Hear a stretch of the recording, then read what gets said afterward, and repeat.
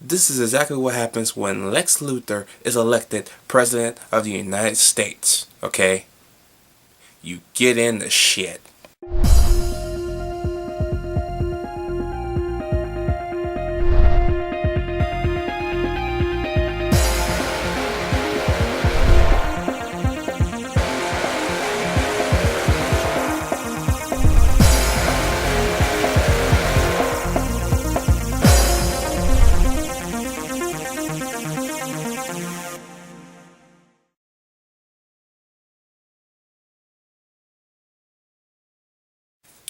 Superman, Batman, Public Enemies. At the time, this was easily my favorite of the animated universe movies from DC. It was. I didn't think it could get any better than this until the later incarnations of the animated movies. So, in this movie, of course, Lex Luthor is President of the United States. A meteor is set to hit Earth at any moment. Okay? Lex Luthor wants to, bury the hatchet he has with Superman. He agrees to meet Superman somewhere where they can talk. Okay? But he sets up Superman, as you can tell, because it's Lex Luthor, and he puts a $1 billion bounty on Superman's head. Unfortunately for Batman, so happens to be with Superman at the time all this shit is going down. And not only do they gotta face a bunch of bad super criminals, they also gotta face, superheroes and crooked superheroes. Because there are a couple of crooked ones, even some of them that works for Luthor. You know what I mean? This movie's pretty good, okay?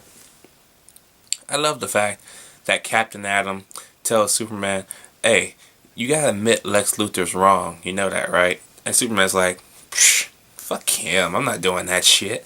And then you got Stargirl. I think her name is Stargirl. Yeah, Stargirl in this movie as well. She's voiced by Allison Mack, who played Chloe on Smallville. So that was interesting enough.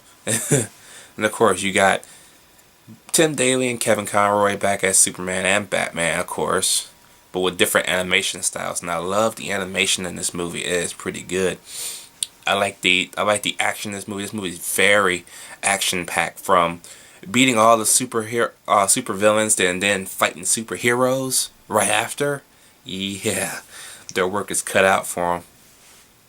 But I'm often wonder if the Toy Man in this movie is the same Toy Man that Superman fights as a bad guy later on.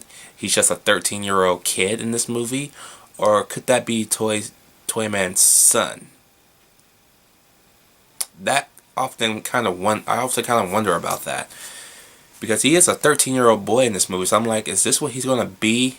Is this who he is when he's a teenager, or is this his son? Because it's weird. I don't know. But when it comes to stopping a meteor with a giant fucking Superman, Batman robot, yeah, that shit is awesome. Okay, and of course Lex Luthor goes crazy again. Okay, and injects himself with a bunch of kryptonite, gets in his Lexo suit, and he goes after Batman, Superman. But of course, Superman is waiting for him, of course, and he's gonna whoop that ass. Speaking of whooping that ass, love the fact that Superman and Captain Marvel, aka Shazam, actually fought. I was waiting for the day when Superman whoops Shazam's ass, and he does, and it's awesome. Okay. Even more the fact where he tosses Shazam in the air, Batman launches a missile at him and blows him up, and basically turns him back into a little boy. That's how weak Shazam is. To get blown back into a little boy from a missile. Little shit. Then you got Hawkman in here. Hawkman's pretty beast. You got almost half the Justice League in this movie, except for Wonder Woman and, the core league. But you got the sidewinders of the Justice League in here trying to kick their asses. It's all a good time, man. And for that reason alone, I'm going to give Superman, Batman, Public Enemies, I'm giving it an A. Very nice entry into the series. It's a shame it got outshined by all the other entries, but yeah.